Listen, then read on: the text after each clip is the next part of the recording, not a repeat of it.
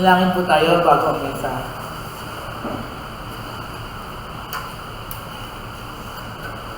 Aming Ama, sa pagkakataon ito, kami po ay lumalapit muli sa iyo, humihingi ng iyong tulong sa aming pakikinig ng iyong salita. Nawa nga po, ihanda mo ang aming mga puso't isipan na tanggapin ito ng may kapakumbabaan, ng may submission, ng may kagalakan, sapagkat ito ay pribilehiyo na ibinibigay mo sa amin na iyong mga anak, na ang turing ng mundo ay kahangalan, kalokohan, at pagsasayang ng oras.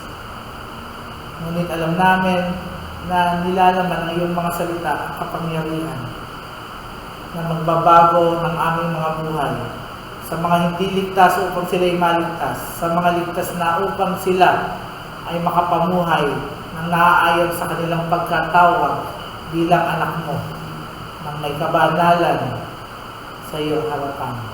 Tulungan mo po kami at kaawaan at patuloy na mataas nawa at maluwalhati ang iyong dakilang pangalan. Ito po kami sa aming dalangin sa pangalan ng aming Panginoon Jesus. Amen.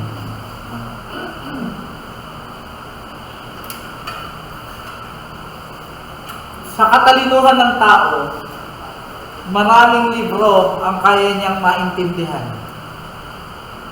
Lalo-lalo na sa mga religious books, kaya niyang intindihin yung Book of Mormons ng mga Mormons, yung Little Green Booklet ng mga Iglesia ni Cristo, yung Watchtower Publications ng Jehovah's Witnesses, yung Quran ng mga Muslim, kaya niyang intindihin yon sa pamamagitan ng kanyang kaalaman. Ngunit pagdating sa pinakamahalaga na aklat na meron sa mundong ito, ang Biblia, hindi ito kayang intindihin at kasabay na sundin at ipamuhay, i-apply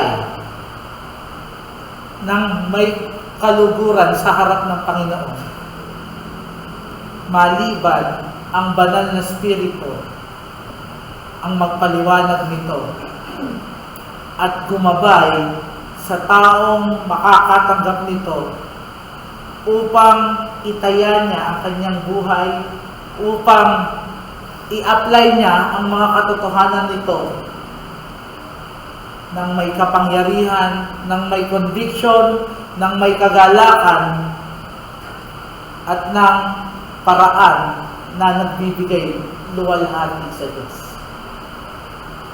Sa ating pong aaralan ngayong umaga, makikita natin na ito ay nakaugat sa katotohanan ng dalawang klase ng tao na makikita sa mundong ito. Ang mga tao na hindi pa dinadatnan ng liwanag ng kaligtasan, nasa kadiliman, mga tinatawag na natural man. At ang mga tao na sa biyaya ng Diyos lamang, sa kabila ng kanilang pagkarebelde, hindi paglayo, pagiging bulag, pagiging sarado, sagrado sa salita ng Diyos, sa mensahe ng kaligtasan ng Panginoon Jesucristo at ng kanyang ginawa sa krus ng Kalbaryo, ay naliwanagan. Sila lang yung binigyan ng Panginoon ng kakayahan upang ang kanyang salita ay ma-discern or may karunungan na hindi lang maintindihan, hindi lang masaulo, nakakasaulo pa, hindi lang maniwalang totoo, kung hindi kahit kapalit ng kanilang buhay, ay panampalatayanan. at sundin. So yun po yung teksto natin. Sabi sa 1 Corinthians 2:14, the natural person does not accept the things of the Spirit of God, for they are folly to him, and he is not able to understand them. Why? Sabi dito, because they are spiritually discerned. Ang Apostol Pablo po, sa pag-escape muna natin saglit sa series natin ng Book of Romans, ay nakikipag-usap naman ngayon sa first century church of Corinth. Alam natin itong Corinth, di ba? Kung nagbabasa kayo ng Bible, ito yung isa sa pinakamasalimuot at pinakamagulo na church sa lahat. Bakit? May incest na nagaganap nito. Pamilya, nakikipag-relasyon sexual sa kapwa-pamilya. Church, may ganon. Na andito rin yung mga umaasta na mga gustong mamuno sa iglesia na talagang kinakalaban at ibinabagsak si Paul. Nakikita natin, challenge yung authority niya to the max, to the point na sabi niya, ano ba, pupunta ba ako dyan para hampasin kayo? O para yakapin kayo? Kasi napakatindi. Dito siya nagsulat ng 4 na sulat. Pero sabi, di ba, pag titignan natin yung Bible, 2 lang.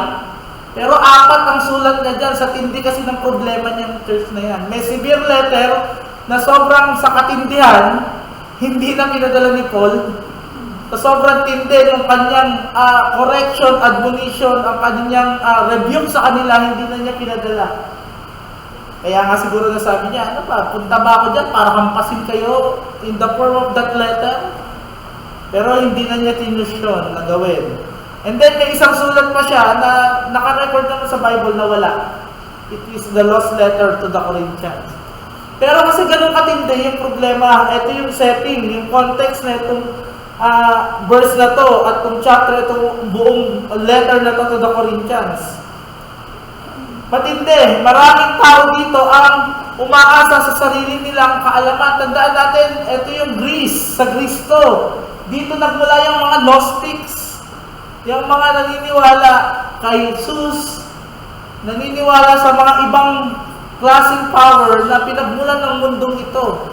Na andyan ang mga philosophers na matatalino, na talagang sa kanilang katalinoong pantao ay nakakagawa ng samot-saring gawa ng tao na pinaniniwalaan ng maraming tao. Actually, kung aalamin nyo, hanggang ngayon, kahit 7 lang yung sinulat ni Aristotle, 7 lang kumpara sa Bible na may 6,000 plus and more, gawa ng mga na-discovery pa na manuscripts, pinaniniwalaan ng maraming tao yung nakasulat na sinulat ni Aristotle. So makikita natin yung dami ng impluensya na nakikipag-compete dito sa loob mismo ng church ng Corinth. Kaya, kinokorek ng Apostol Pablo yung mga issue. Meron din silang issue ng divisiveness. Nagugrupo-grupo itong church na to. Ako kay Apollos, ako kay Cristo, ako kay Paulo, kay Pablo. So, lahat na ng mga napapag-aralan natin problema sa church nandito. Church na to.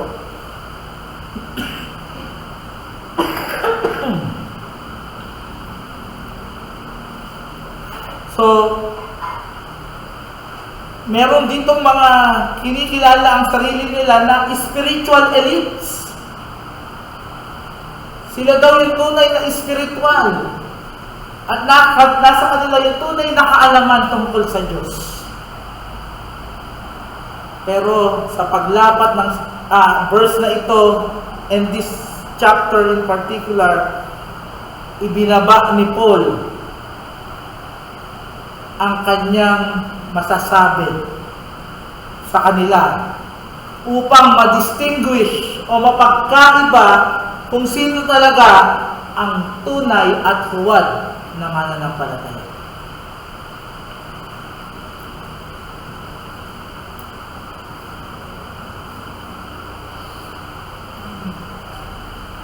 Sinabi nito ni Paul kung sino talaga yung pneumatikoy, pneuma, meaning spirit.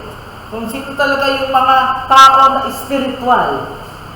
Ano ang kanilang katangian? At inilagay niya ito sa konteksto ng salita ng Diyos. Sino ang tunay na spiritual? Yung nakaka-discern ng salita ng Diyos. And sinabi niya, kung sino yung hindi, sila yung hindi talaga tumatanggap at tumitingin, nakahangalan ang salita ng Diyos. Parang dito pala, kompleto na yung message. Pwede na tayo mag-uwian. Pero mas pinalawak pa ito ng Apostol Pablo at mas mayroon pa tayong mahuhukay na kayamanan dito na nawa sa ating pagpapatuloy ay i-adya ng Diyos na maging help natin sa ating paglakad spiritual. So mula sa teksto at konteksto nito, ito yung mensahe. Ang mga hindi mananampalataya, wala silang kakayanan na maunawaan. Iba yung maintindihan at malaman na maunawaan. This is with wisdom. Hindi just knowledge and belief. There is wisdom, maunawaan ang salita ng Diyos. So, ang mga hindi mananampalataya ay walang kakayanan talaga, zero, na maunawaan ang salita ng Diyos. Pero ang mga totoong spiritual persons, taong spiritual, ang mga totoong mananampalataya ay may kakayanan sa pamamagitan ng paglilinaw, pagliliwanag ng banal na spirito sa salita ng Diyos sa kanila.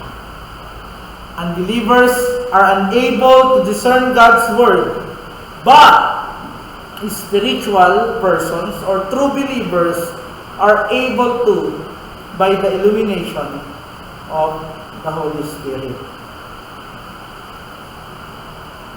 I will just give a quick backgrounder. Hindi sa text na to, kung hindi sa nangyayari sa mundong ito, kung kaya I see the relevance ng pag-aaral natin dito. This past year, sinasabi even ng Time Magazine na merong resurgence ng Reformation. Maaari yung iba sa inyo na andito kasi sa pag-search ng Reformation, may mga napakinggan kayo ng mga great Reformed preachers sa panahon natin ngayon at sa biyaya ng Diyos, kayo ay tinamaan ng mensahe nila. Nasa ibang iglesia kayo dati, hindi Reformed, pero nagpunta kayo rito. Pero sinasabi din ng maraming theologians na, hindi na Time Magazine, na marami raw sa mga nagbago, lumipat sa Reformed theology, ang hindi naman talaga spiritually apektado ng theology ito. Head knowledge lahat. Natuwa lang sila doon sa tinuturo. Naintindihan nila. Natanggap nila. Kaya naghanap na sila ng Reformed Church. Thinking na doon talaga sila nararapat. At yun yung tamang pananampalataya, tamang theology. At yun yung tamang church. Kung kaya sinasabi rin ng mga teologo na ang dami dito sa mga lumipat sa Reformation, ang nagiging sakit ng ulo ngayon ng mga Reformed churches. Why? Marami sa kanila cage stage. Alam niyo yan? Cage stage. Kasi may nalaman silang kakaiba na parang wala na sa lahat ng mga inaaral ko sa Bible, ipinagdedebate nila kaliwat kanan. Parang namamaril sila ng mga mali. Ikaw mali ka. Ito yung totoo. Ikaw mali ka. Ito yung totoo. To the point, may nangyari. Ikaw Lucifer ka. Hindi yan yung tama. Heretic ka. So, maraming ganun nangyayari. And then, sabi rin ng maraming teologo, hindi lang sa written, hindi lang sa YouTube, kung hindi sa mga iba't ibang Facebook groups. Ang isang naging resulta ng surge na ito ng Reformation at pagpasok ng marami from different sects, different sects and denominations into those Reformed churches ay yung pagiging legalistic. Ang pag-intindi nila sa Bible is wala yung side ng grace. Kaya ang bibigat ng tingin nila sa kanilang sarili. To the point na parang halos saktan na nila yung kanilang sarili dahil sa pagkakaintindi nila sa kanilang pagkamakasalanan sa eye ng Reformed theology, total depravity ba naman? Para kang si Luther noon, nang bagong kita mo, wala akong kakayanan talaga, kahit magpakabait ako. Sinong magliligtas sa akin? So, nag-i-struggle din sila sa ganun. And many of them, ito yung kalungkutan, fall away. Dati, nasa isang church sila, hindi reform, vibrant yung faith nila, active sila, pero kung kailan sila nag-reform, tsaka sila bumagsak, tsaka sila nawala. So, makikita natin kasi yung katotohanan nito. Ang salita pa rin ng Diyos ay hindi mo tunay na mauunawaan. Ibig sabihin nun, may knowledge, assensus, pagpaniniwala, totoo, naniniwala ka, and then faith sa pag-apply nito, maliban ikaw ay tunay na mananampalataya talaga. Kasi kailangan mo ng Holy Spirit na dinedeposito sa bawat mananampalataya upang kanilang ma-discern, yun yung word na ginamit, discernment, tunay na maunawaan at mai-apply ang salita ng Diyos. Kaya dalawang pahayag ko mula sa mensahe. Una, patungkol sa unbeliever. Narinig mo halimbawa si Paul Washer o narinig mo yung isang magaling na evangelist. Then, maaaring ang pagtanggap mo nung narinig mo, I had knowledge lang, kaya nagpunta ka sa church. Maaaring totoo naman talaga na dinatnan ka ng pananampalataya. Pero ito yung totoo, kung unbeliever, unable talaga to discern the Word of God. Make no mistake, ang unbeliever, kagaya ng demonyo, pwede nilang maintindihan mas magaling pa sa'yo sa theology. Pwede yun. They know more than you. Most of the, sabi rin ng mga theologians, ang mga dumarating ang lumilipat sa Reformed theology, matatalino. Intellectuals. Unang-una, sa language pa lang kasi ng Reformed theology sa mundong ito, wala naman masyado yung Tagalog. Lalo na sa mga Pilipino, English. Kaya yung mga nag-aral, yung mga nasa universities, yung talagang may kalimitan, mga young adults. Napapansin niyo ba, young adults and youth? Kasi nasa school sila, they know English. So pagdating ng Reformed theology, mga preaching, sambot na sambot yan.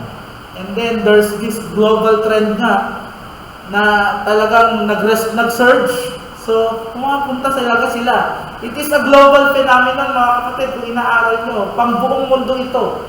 Maraming mga kabataan, mga young adults ang pumapasok sa mga Reformed churches. But many fall away.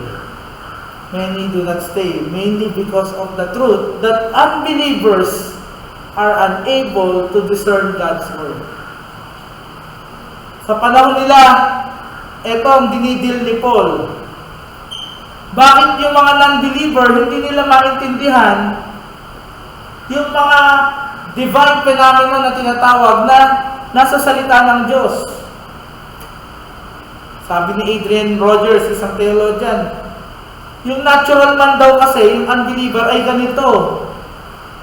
Sabi niya, now if you're a natural man and never have been born again, and a natural man is a man who's only had one birth, yung pinanganak lang sa nanay niya, he was born into the natural world. Sa makasalanang mundong ito.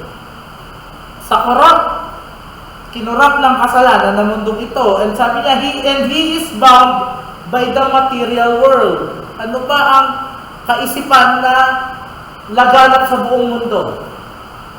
Materialism. Anong tawag doon? Pagkakaroon ng mga bagay sa mundo ito.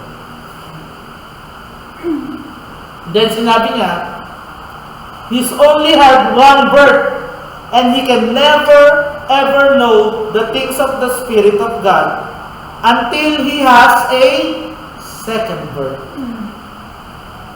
The word natural, ang meaning daw nito ay soulish, hindi kaluluwa, soulish. We get your word psychology. Nakita nyo? Dito galing yung word na psychology. Ibig sabihin, saan lang lahat? Sa psyche, sa isip lang lahat. So, ang natural person, pwede yan ay nag-iisip. May intellect. So, nakikita niyo kung bakit ko sinimulan bago yung mga points dun sa nangyayari ngayon. They're all sa mind. Pumapasok yung salita ng Diyos, pero hindi bumababa sa puso. Psychology. The natural man is also pure psychology and no spirit. Ang bigat, no? He has natural capacity, but no spiritual capacity. Yes, matalino siya. Pagbasa niya ng Bible, lalo na kung yung sobrang talino, meron pang anong tawag doon, yung mabilis magbasa. Hindi yung photographic memory. Hira. Galing niya sa Bible. Alam niya lahat. Pero he does not have capacity, ito yung matindi, to relate to God. The word relate, to have relationship with God. Because he had only one birth. Tapos sabi, he may outwardly, sabi patuloy ni Rogers, he may outwardly be very moral or righteous, but inwardly he is dead to God. And this is the picture ng mga taga-Korinto. Outwardly, they're a church, but inwardly, bulok, maraming bulok sa buhay nila. Dahil nakaasa lang sa sariling talino, sa sariling intellect o pagkaintindi. Kung tunay mo naiintindihan ang sinasabi na huwag kang mangalunya, bakit may incest sa Church of Corinth? Bakit may nagaganap na magkamag-anak pa nagkakaroon ng sexual relationship? Kung obey your authorities, yung nga sinabi nga, sundin mo yung authority mo from our past message sa Romans. Para pa nga yun sa sa mga hindi believers na government mo, paano pa yung authority na nangangalaga sa yung kaluluwa, kinakalaban. And that's what's happening to Paul doon sa Corinthians. Those challenging his authority. Kasi ito yung katotohanan. Outwardly nga, very moral or righteous, sabi ni Roger sa pagtatapos niya, but inwardly sa loob, he is dead to God. Patay ang Diyos. Patay siya sa harapan ng Diyos. Hindi niya natatanggap yung mga biyaya na pinagkakaloob ng Espiritu ng Diyos dahil hindi nananahan sa Kanya ang Espiritu ng Diyos. Wala siyang kapasidad na ma-appreciate o magalak sa mga sinasabi ng Bible. To him, it is a chore, mabigat, burden. To him, it is something he dislikes or won't do. Ayaw.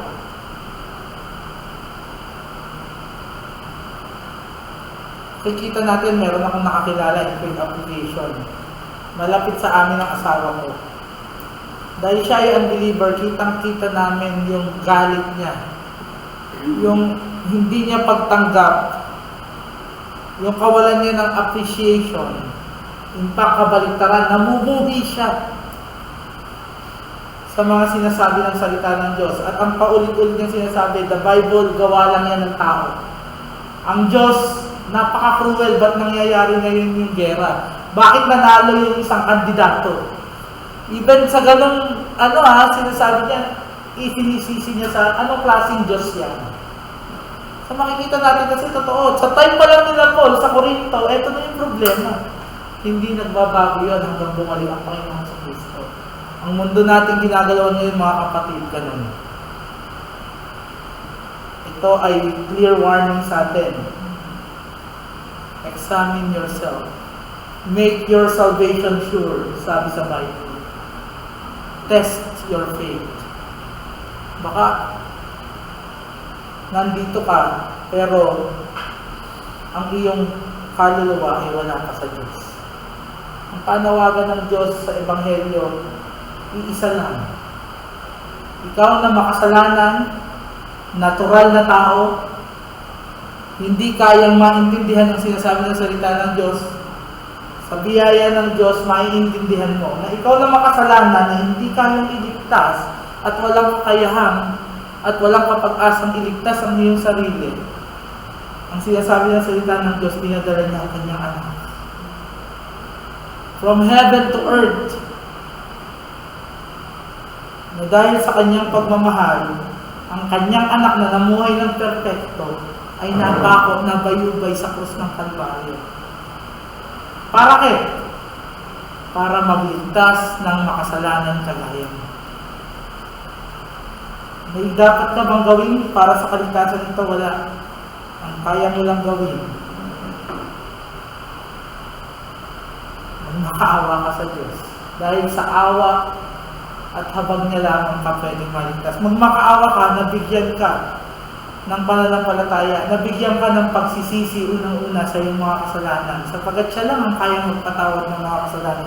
Siya lang ang namuhay ng perpekto at nagbigay ng kanyang buhay para tubusin ka sa kasalanan na kahit kailan hindi mo magagawa. Kasi sabi sa Bible, for all have sinned and fall short of the glory of God. Walang makakarating sa Diyos maliban dalhin ka doon ng pananampalataya sa Panginoon sa Kristo. Magsisi ka, manampalataya ka, humingi ka ng awa sa Diyos, nakakabagat ka. Hindi mo kailangan tumayo. Hindi mo kailangan mag-recite ng prayer. Hindi mo kailangan maging emotional at umiyak ng umiyak.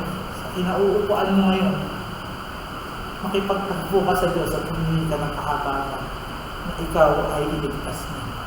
Dahil ito lang ang pag-asa mo. Dahil kung wala ang Diyos, dahil ikaw ay walang Espiritu Santo, dahil ikaw ay makasalanan, sinasabi rin ng salita ng Diyos, ang kabayaran ng kasalanan ay kamatayan. Hindi ito yung mamamatay ka lang physical. Ito ay dadalhin ka sa impyerno at walang hanggang pagkahiwalay sa Diyos at pagdurusa. Imagine a world without the presence of God. Ngayon nga lang na inaalaw niya lang na mangyari, nakakatakot na gera sa Ukraine, COVID, kung ano-ano ng kasamaan. Imagine you're in a situation na wala ang Diyos, na rumerestrain. Tunay na ito ang pinaka miserableng sitwasyon na hindi na pwedeng baguhin, na pwedeng mapunta ang isang tao. Nasa Bible ba yun? Oo. Hindi nga rin spiritually discerned eh. Kaya parang pinagtatawanan lang, hindi totoo yan, gawa lang ng tao yan. Pero sabi sa Psalm 73, ang ganong mga klaseng tao, pagbulat nila, pag sila'y namatay, para silang nasa tuktok ng isang napakadulas na bundok. Malumot, na pagbulat nila, hindi na sila makakatayo, diretso pabulusok sa kanilang kapakapakan.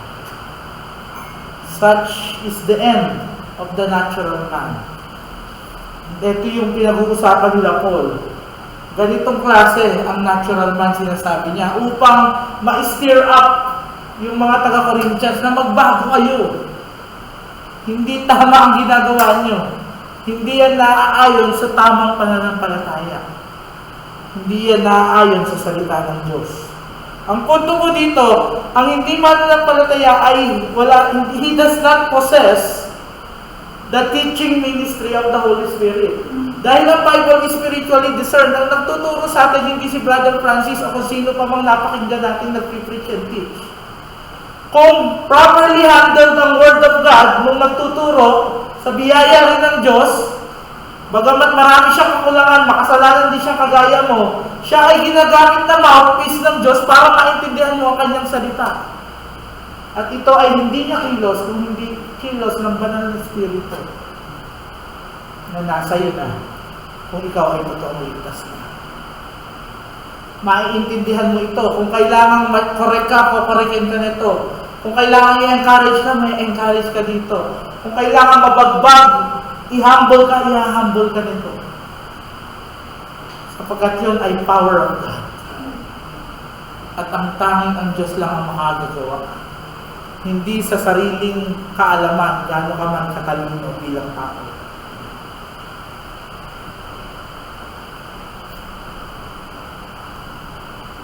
Sa Mexico City, maraming taon na nakalilipas, isang nanay ang napabalita, kinitil niya yung buhay ng twin niyang anak na mentally retarded.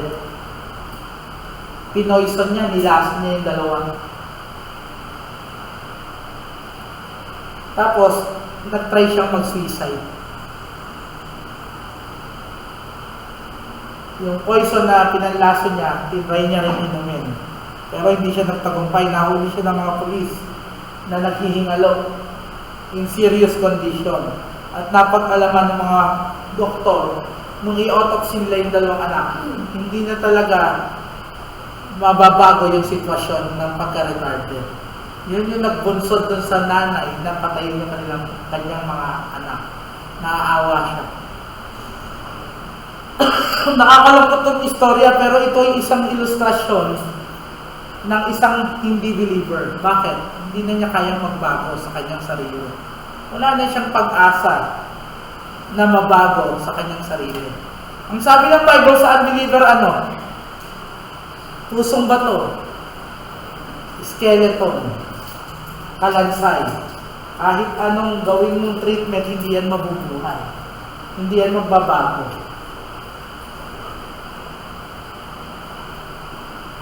At sa pag-explain ni Paul,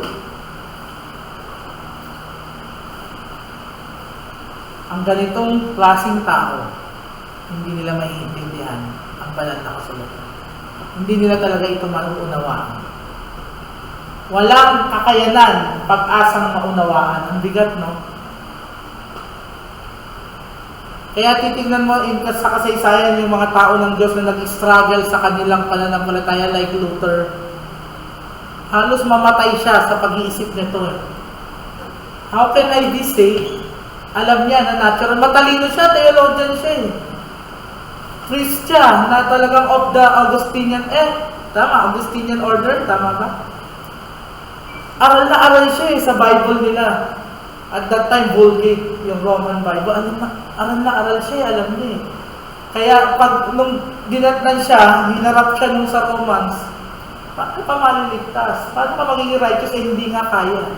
Nakita niya, sa biyaya ng Diyos, pinagliwanag sa kanya, ang righteousness ay by faith alone. At yung faith na to, matatagpuan lamang kay Kristo at hindi sa sarili niya. And then, tsaka niya naintindihan. And history says it all.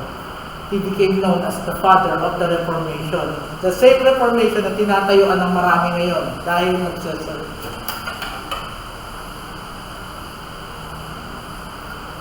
So, makikita natin yung katotohanan yun. So, paano natin ito ilalapat ngayon mismo sa ating mga buhay?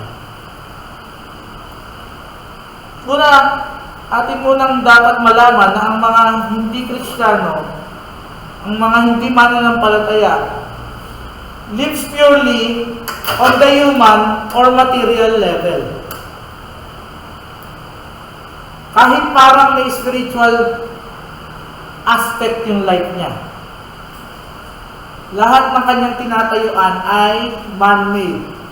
Makikita ka dyan, napaka-spiritual, kalmang-kalma, kasi nag-yoga. Maayos na maayos, yumayaman pa kasi naniniwala sa pungsul. Laging matatagpuan mo umaakit sa mga bundok. Pero ang sinasamba doon, yung pinaniniwalaan ng animism. Mga araw, bundok, puno, halaman, ibon, hayop. Then may makikita ka dyan na mga nagsasama-sama sa isang lugar na parang sumasamba. Kulto pala. May makikita ka dyan na sikat pang artista na parang natagpuan na niya yung tamang faith, pero Scientology pala. May makikita ka, ito yung nakakalungkot, na akala mo fellow Christian mo na, pero ang tinatayuan pala, pinagsasama ang evolution at ang theology. Theistic evolutionist pala. Mga alamang pantao, labas sa salita ng Diyos o half-truth ng salita ng Diyos. Pero nag-aanyo silang spiritual. Totoo po yun. Ang tawag doon ng Bible, mga bulag.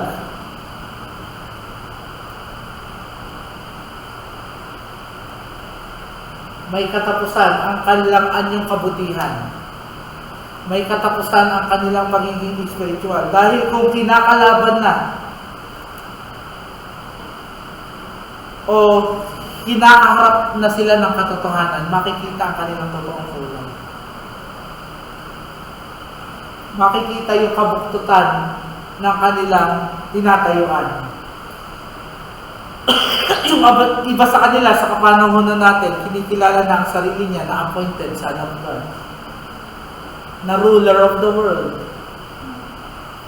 na dapat mayaman, may private jet, para maipakita na pinagpapala kasi sila ng Diyos.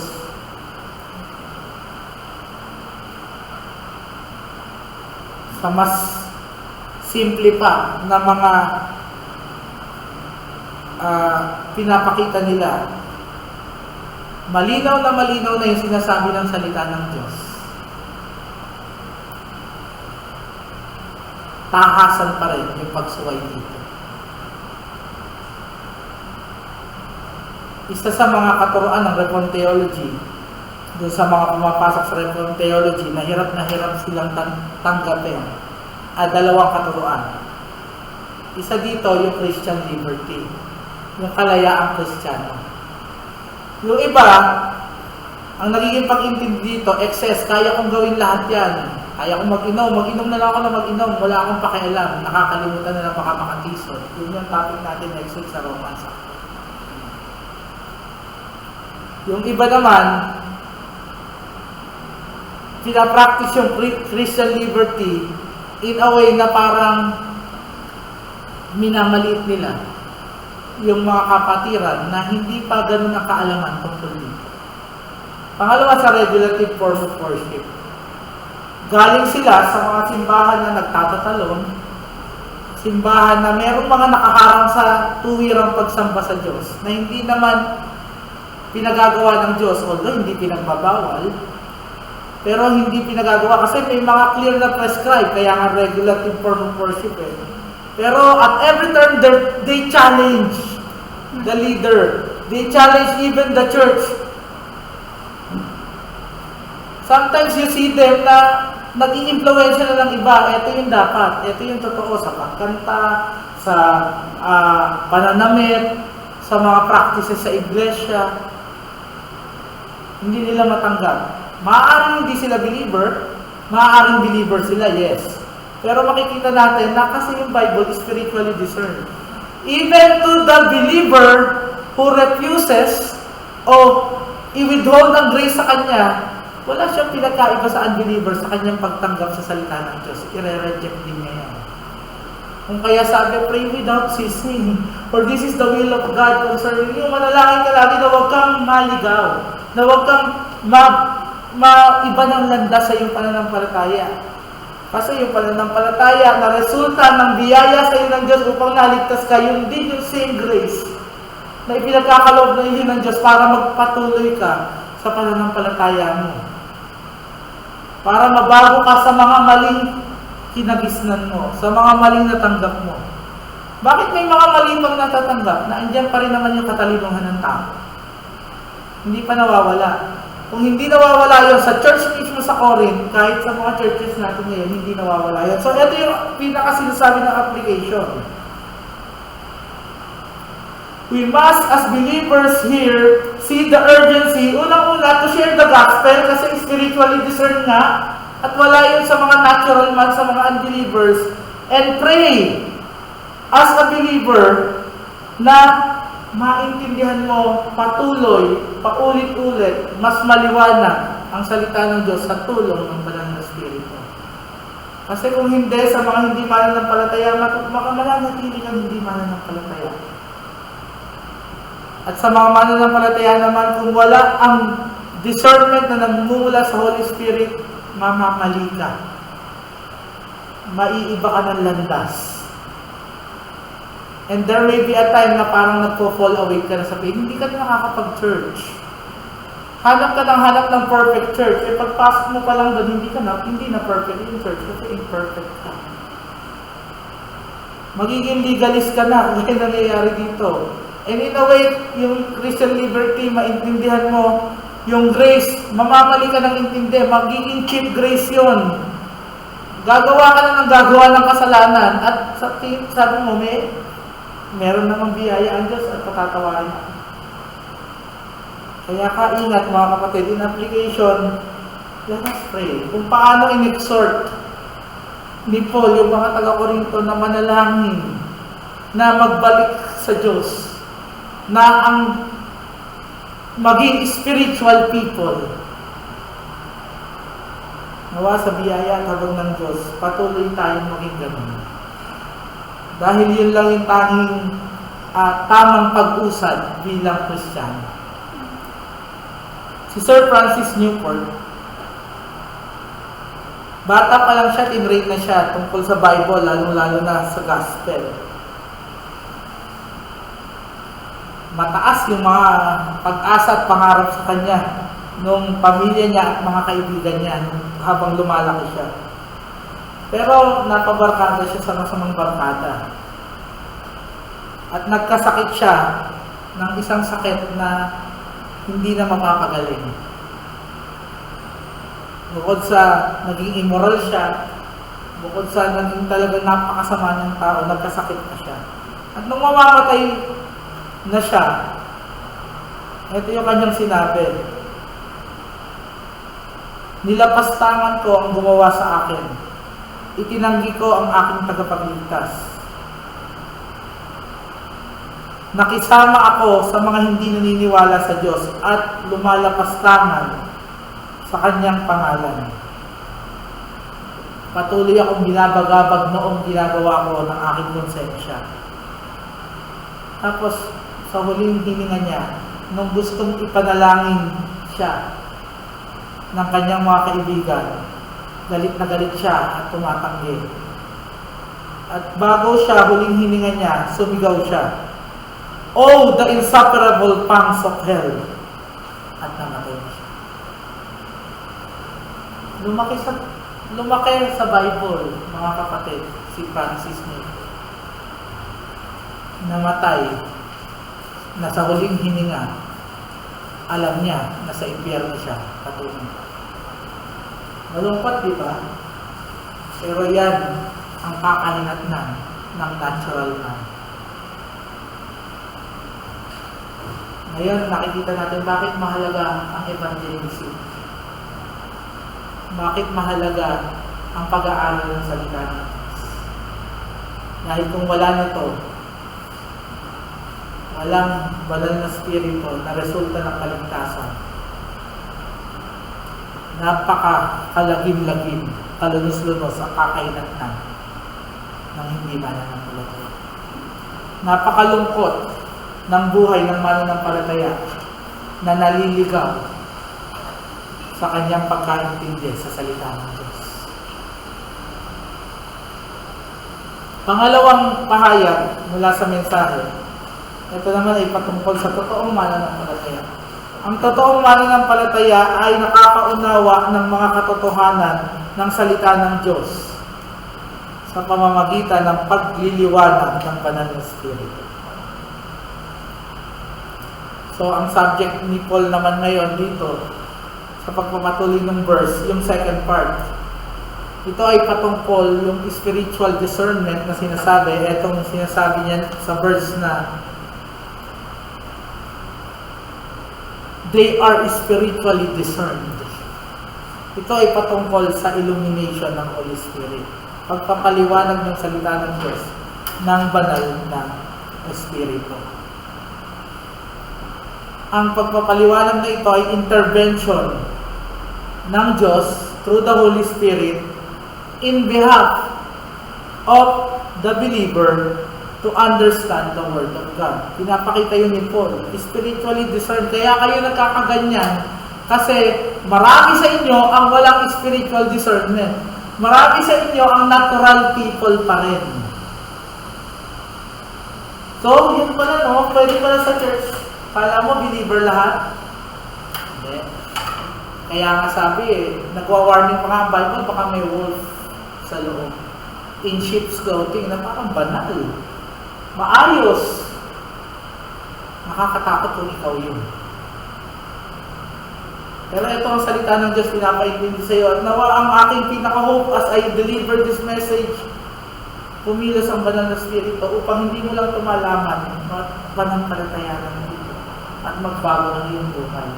Patungo sa pagsunod sa Diyos bilang pagpapakita ng pagmamahal sa Kanya at assurance para sa iyo, kasiguruhan na ikaw ay totoong mananampalataya.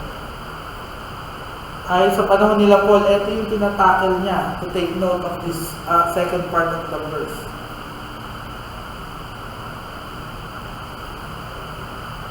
Ito daw ay isang pagkilos ng Diyos.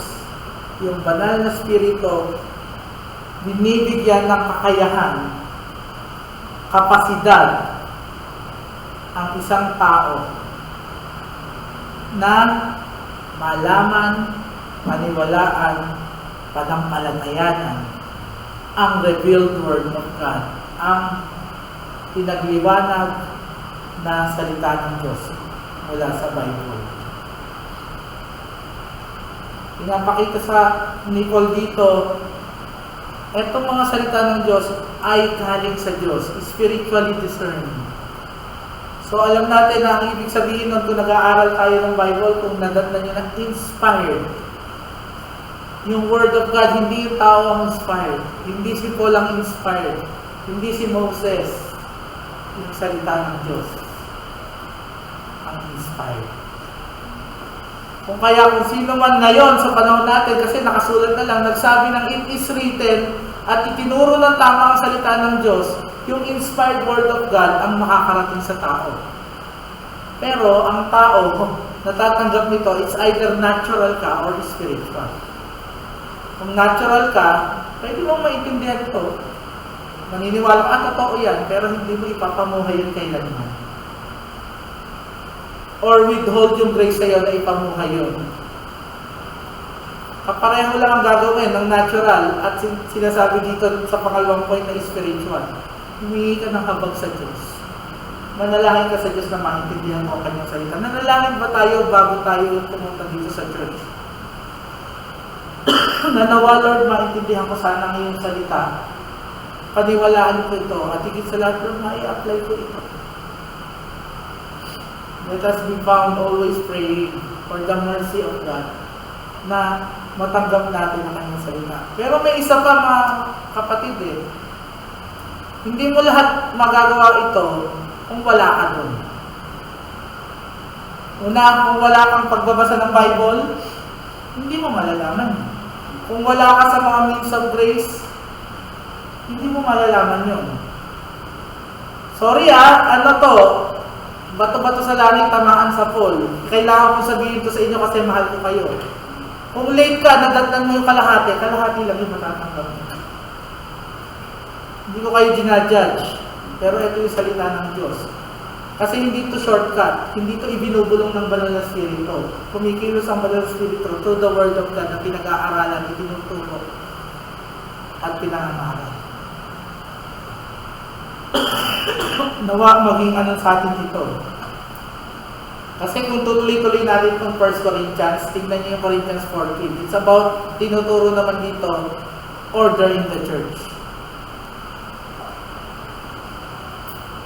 Tamang order sa church. Sa time, sa manner, kung paano i-conduct ang things in the church.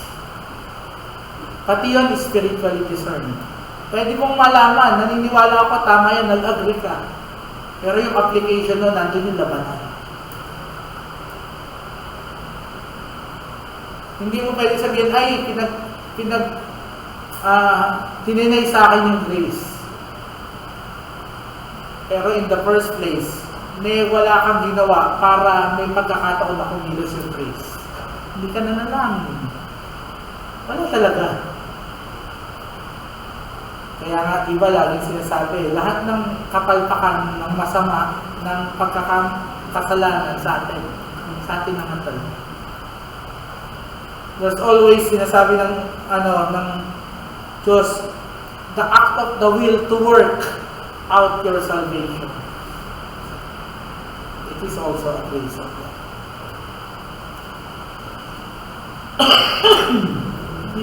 Ang punto ko dito, ito.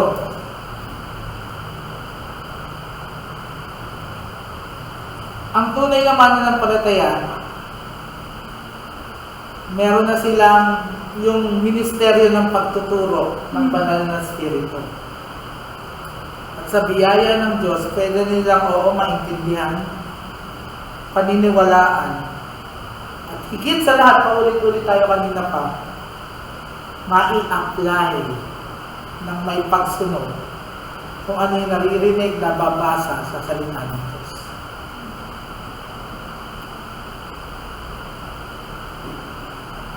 Isang pulube, nasa karsada, nang hihingi siya ng limos.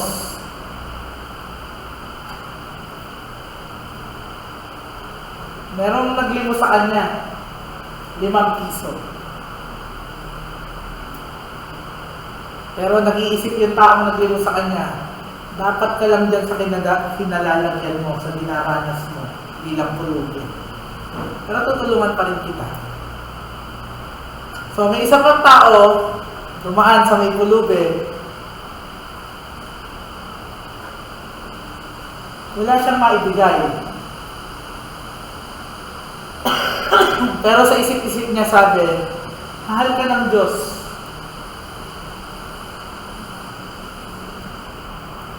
At yung pangangailangan mo, binibigyan ako ng oportunidad para makapagbigay sa iyo. Pero hindi siya nagbigay. Pero sabi niya, pareho lang tayong makasalanan, kaya ka siguro nagdadanas sa ganyan, makasalanan ka, ako din. Na-acknowledge niya. Alam ko din na sinasabi sa Bible, it is more blessed to give than to receive. Pero hindi pa rin siya nagbigay.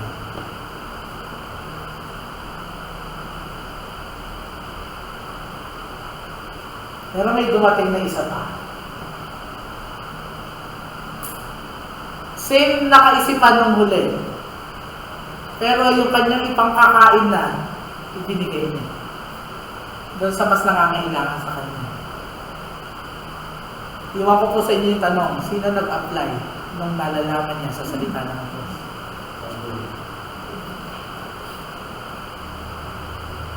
And in application para sa atin, believers must keep their lives free from any disobedience to God. Hindi, ang salitang sinasabi ko dito ay any. Hindi siya 99.9% mga kapatid. Be holy for I am holy, sabi sa Bible. Yun ang dinedewan ng Diyos. Full obedience. Or any known sin that would disrupt their relationship with Him. Bakit pa sinabi ng Bible na pag nagkasala ka, dagli kang lumapit sa Ama at humingi ng tawad sa iyong kasalanan? Bakit sinasabi sa Bible na huwag mo ipagpaliban yung Lord's Supper kahit may kasalanan ka, humihi ka agad ng tawad? It is the way of God to restore us always sa estado na sumusunod sa Diyos. They should resolve to maintain with great regularity, hindi paminsan-minsan, hindi lulubog lilitaw, their own personal devotional lives. Ito na yung application. They should continually pray for wisdom and understanding of Scripture. Kaya nga tinanong ko sa iyo, kayo, nag-pray ba kayo bago pumunta sa church? na maintindihan niyo yung salita ng Diyos. Makarating kayo para maintindihan niyo kasi hindi niyo maintindihan kung wala naman kayo roon. Since it is the Holy Spirit who gives us the ability rightly to understand Scripture, we need to realize that the proper thing to do, particularly when we are unable to understand some passage or apply it, is to pray for God's help. Often, what we need is not more data, hindi kaalaman ng kaalaman, head knowledge, but more insight, kaya nga maunawaan with wisdom. The data we already have available, alam na natin yung Bible eh. Lalo na sa Reform Circle. Lalo na yung naniniwala sa mga nasa Reform Circle na mga Puritans. Itinding mag-aral niyan. Yung mga nagja-John Owen, tayo nagja-John Owen, Puritan yun. Hindi na mga turo nun. Tapos lagi natin tandaan bakit tayo kailangan mag-pray at humingi ng awa sa Diyos. Kasi ang insight, ang kaunawaan is given only by the Holy Spirit. Wala sa ating sarili.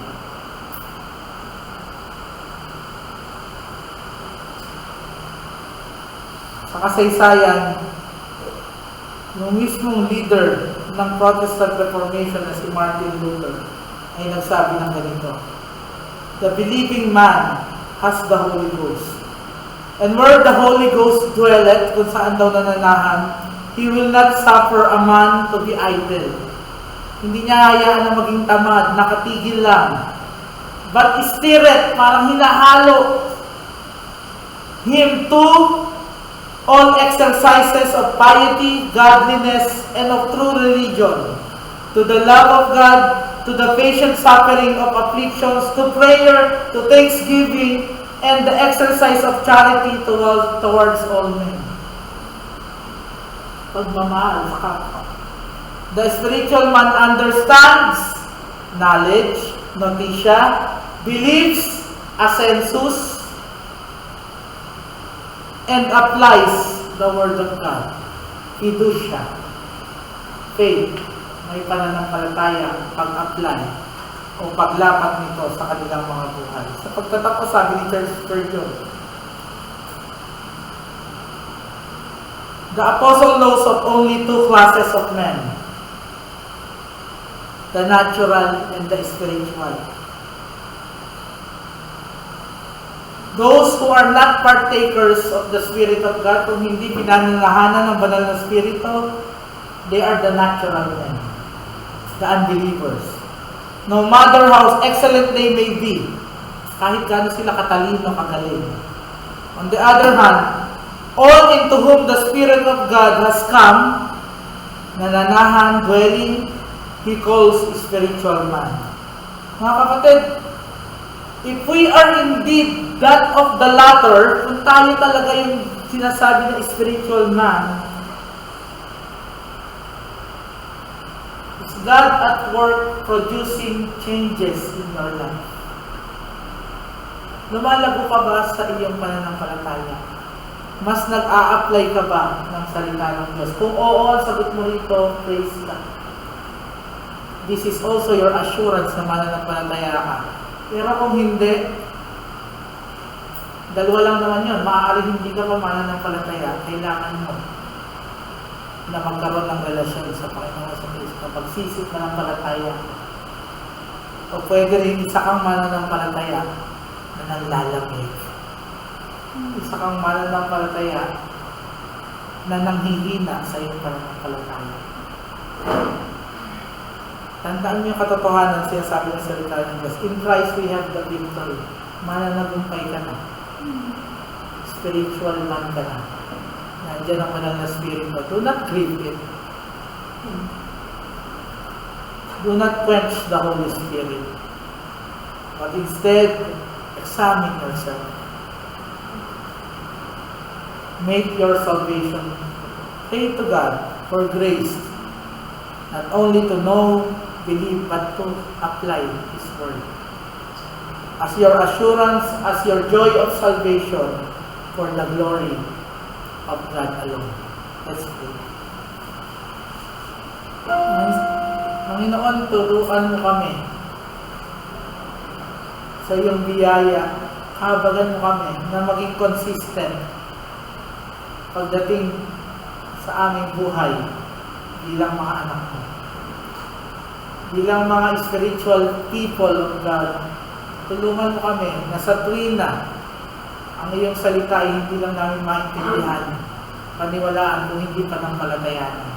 Sa lahat ng aspeto, sa labas ng iglesia o sa loob ng ito, tatagpuan mo nawa kami sa iyong biyaya na sumusunod